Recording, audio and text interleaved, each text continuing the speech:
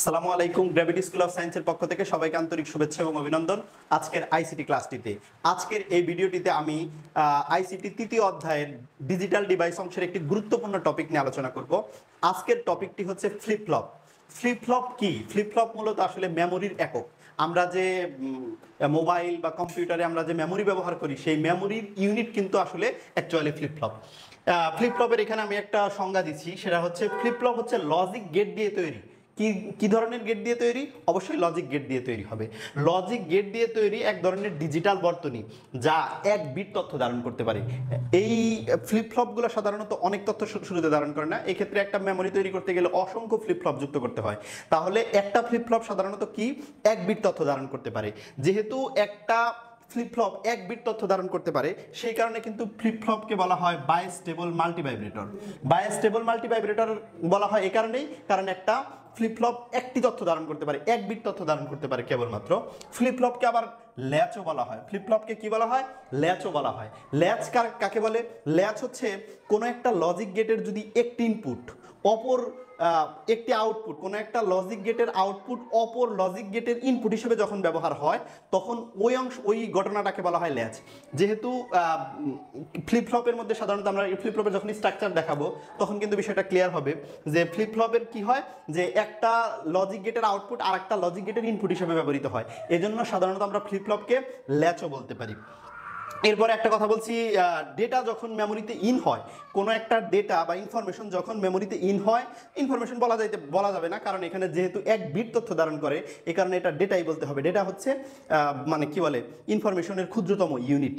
তো যাই হোক, যখন একটা মেমোরিতে ডেটা ইন হয় তখন ওইটাকে কিন্তু ফ্লিপ বলে, এবং মেমোরি থেকে ডেটা যখন আউট হয়, মানে মেমোরি থেকে ডেটা যখন বের করে নিয়ে আসা হয়, তখন এটাকে ফ্লপ বলে। এই দুইটা শব্দের সমন্বয়ে ফ্লিপ ফ্লপ শব্দটা তৈরি হয়েছে। একটি সার্কিটের আউটপুট যখন, এই যে আমি সংজ্ঞাটা দিছি এখানে, যে একটি সার্কিটের আউটপুট যখন অন্য একটা সার্কিটের ইনপুট হিসেবে কাজ করে তখন তাকে কি বলে? ল্যাচ বলে। আচ্ছা, এরপরে হলো ফ্লিপ ফ্লপের প্রকারভেদ। ফ্লিপ ফ্লপ সাধারণত 4 প্রকার আছে।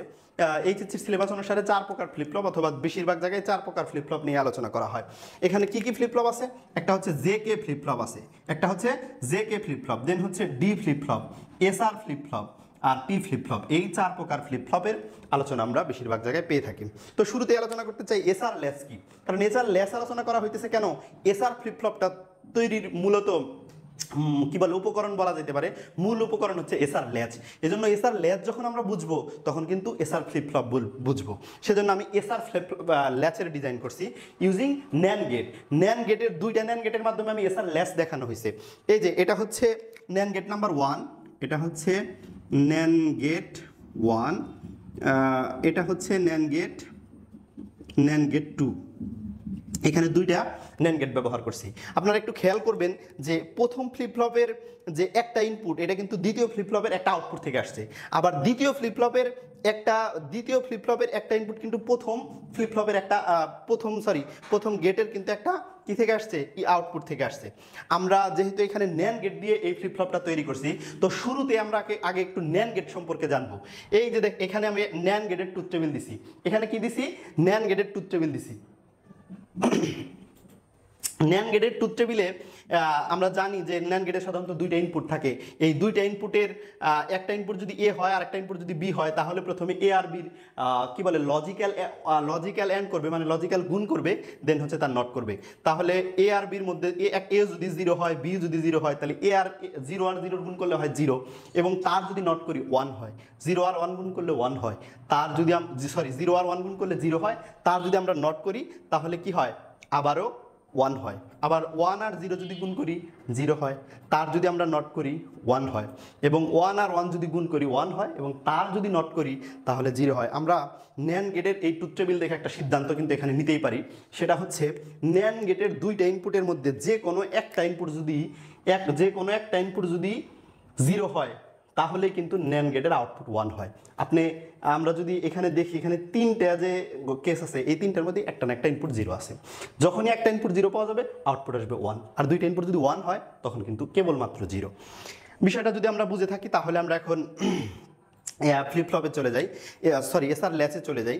এসআর ল্যাচের জন্য আমরা যে ট্রুথ টেবিল ডিজাইন করছি সেটা হলো এসআর ল্যাচের মধ্যে দুইটা জিনিস ইনপুট থাকে, একটা হলো এস আর একটা হলো আর, এবং এটার আউটপুট থাকে দুইটা, কিউ এবং কিউ নট। আর একটা কথা বলতেই হয়, সেটা হচ্ছে এই যে এসআর ল্যাচ ডিজাইন করা হইতেছে অথবা এসআর ফ্লিপ ফ্লপ ডিজাইন করা হয়েছে, এগুলো কিন্তু সবই সিকোয়েন্সিয়াল সার্কিট। এবং সিকোয়েন্সিয়াল সার্কিট কাকে বলে? সিকোয়েন্সিয়াল সার্কিট হলো ওই সকল সার্কিটকে বলে যে সকল সার্কিটের ইনপুট বা যে সকল সার্কিটের আউটপুট আগের স্টেপের ইনপুটের উপর নির্ভর করবে, ওগুলোকে বলা হয় সিকোয়েন্সিয়াল সার্কিট। তাহলে এসআর ল্যাচ কিন্তু এক প্রকার সিকোয়েন্সিয়াল সার্কিট। তো এসআর ল্যাচের এস আর আর এই দুইটা ইনপুটের দুইটাই যদি জিরো হয়, এসআর ল্যাচটা আমি তৈরি করছি ন্যান্ড গেট দিয়ে, তাহলে এস এর মান যদি জিরো হয়, আমরা ন্যান্ড গেটের ট্রুথ টেবিল থেকে দেখলাম যে ন্যান্ড গেটের একটা ইনপুট যদি জিরো হয় তাহলেই আউটপুট জিরো হয়। তাহলে এই যে এই ন্যান্ড গেট নাম্বার 1, এখানের একটা ইনপুট যদি জিরো হয় তাহলে কিন্তু আর একটা ইনপুট দেখারই দরকার নাই, আউটপুট কিন্তু 1 হয়ে যাবে। তাহলে কিউ এর মান কি? 1। এই যে কিউ এর মান 1 লিখছি। এরপরে আর এর মান তো জিরো, প্রথমে এস এর মান জিরো, আর মান জিরো, তাহলে আর এর মান যদি জিরো হয় তাহলে এই 2 নাম্বার ন্যান্ড গেটের একটা ইনপুট যদি জিরো হয় আর একটা ইনপুট দেখারই দরকার নাই, অবশ্যই আউটপুট কি হবে? 1 হবে। তাহলে কিউ আর কিউ নট কি হলো? 1 1 হলো। কিন্তু এখানে এসআর ল্যাচটা যখন ডিজাইন করা হয়, এসআর ল্যাচের কিন্তু মূল প্রতিপাদ্য বিষয় হচ্ছে কিউ আর কিউতে যে ইনপুটগুলো আসবে একটা আর একটার কমপ্লিমেন্ট হবে। অর্থাৎ কিউতে যদি জিরো হয় কিউ নট 1 হবে, কিউতে যদি 1 হয় কিউ নট কি হবে? 0 হবে। কিন্তু এখানে দেখা যাচ্ছে যে কিউ এর মানও 1 আসছে, কিউ নটের মানও 1 আসছে। তাহলে দুইটা ইনপুট কি হওয়ার কারণে, একই রকম হওয়ার কারণে এই স্টেটটা কিন্তু গ্রহণযোগ্য না। এটাকে আমরা কি বলতে পারি? এটাকে আমরা ফরবিডেন স্টেট বলতে পারি। Forbidden state. ফরবিডেন কেন? নিষিদ্ধ স্টেট বা ফরবিডেন স্টেট বলতে পারি। কেন? কারণ হচ্ছে এখানে কিউ এবং কিউ নট ভিন্ন হওয়ার কথা ছিল, কিন্তু দুইটা একই হয়েছে, এ কারণে এটা ফরবিডেন স্টেট। এরপরে এস এর মান যদি 0 হয়, আর এর মান যদি 1 হয়, এস এর মান 0, আর এর মান হচ্ছে 1, এস এর মান যদি 0 হয় তাহলে এই প্রথম ন্যান্ড গেটটার আর একটা ইনপুট দেখারই দরকার নাই, কিউ এর মান কি হয়ে যাবে? 1 হয়ে যাবে। এই যে কিউ এর মান 1 হয়ে গেছে। আর এর মান কি আছে? 1 আছে। আর এর মান যখন 1 আছে তখন কিন্তু আরেকটা ইনপুট দেখতে হবে।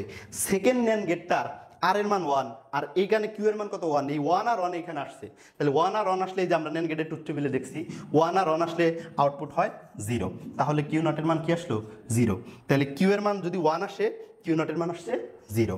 এটা হলো সেকেন্ড স্টেট গেল।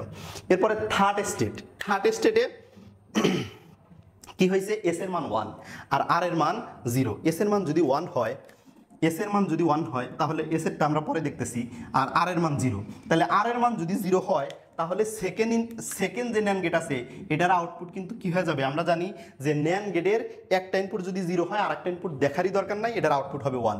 তাহলে কিউ নটের মান হবে 1। এই যে আমি কিউ নটের মান লিখলাম 1 থার্ড স্টেটে। কিউ নটের মান যদি 1 হয় তাহলে কিউ, এখানে এস এর মান 1 আর এখানে কিউ নটের মান 1। কিউ নটটা কি? এটার যেহেতু আবার ইনপুট, এই কারণে 1 আর 1 ইনপুট ঢুকতেছে। 1 আর 1 ইনপুট ঢুকলে ন্যান্ড গেটের মধ্যে আউটপুট আসে 0। এই যে এই কারণে কিউ এর মান এখানে 0। তাহলে আমরা থার্ড স্টেটে যেটা দেখলাম, এস আর এর মান যদি 1 0 হয় তাহলে কিউ আর কিউ প্রাইমের মান হয় 0 1। এই 1 0কে আমরা যদি সেট ধরি, আর রে আসলে রিসেট, এই 1 0 যদি সেট ধরি 0 1 হইলো রিসেট, মানে আগে 1 ঢুকছিল এরপরে 0 ঢুকছে, তার মানে সেট আসছিল রিসেট হয়েছে। এই জন্য এই ফ্লিপ ফ্লপটার নাম হলো এসআর ফ্লিপ ফ্লপ। এবং ফোর্থ যে স্টেটটা, এই স্টেটে এস এবং আর দুইটার মানই 1। এস এর মানও যখন 1, আর এর মানও যখন 1, তখন কিন্তু আমি আউটপুট বলতে পারবো না, এবং আউটপুট বলার জন্য আমার আরেকটা ইনপুটের দরকার হয়। কিন্তু আরেকটা ইনপুটের আমি যখন এই এক নাম্বার ন্যান্ড গেটের আরেকটা ইনপুট তো 2 নাম্বার ন্যান্ড গেটের আউটপুট, 2 নাম্বার ন্যান্ড গেটের তো একটা ইনপুট 1, তাহলে ওইটারও কিন্তু একটা ইনপুট আমাদের জানা নাই। এজন্য থার্ড স্টেটটাকে, এই স্টেটটাকে বলা হয় ইনভ্যালিড স্টেট। ইনভ্যালিড স্টেট বলা হয় কাকে? যখন আমি ওইটার আমি অ্যাকচুয়াল কোনো আউটপুট পাই না, আমি বলতেই পারতেছি না কোনটা আউটপুট হবে। এজন্য এটা কি হবে? এটা হবে মূলত ইনভ্যালিড স্টেট। এসআর ল্যাচ যদি আমরা বুঝে থাকি, এর পরবর্তীতে SR flip flop, JK flip flop, T flip flop এবং ডি ফ্লিপ ফ্লপ সবগুলো কিন্তু ধারাবাহিকভাবে বুঝতে পারবো। এর পরবর্তী ভিডিওগুলোতে আমি অন্যান্য যে আমি এসআর ল্যাচ বুঝাইলাম, এরপর এসআর ফ্লিপ ফ্লপ বোঝাবো, তারপর D flip flop, JK flip flop এবং টি ফ্লিপ ফ্লপ বোঝানোর চেষ্টা করবো। আশা করি সবাই বুঝতে পারছেন। Thank you so much.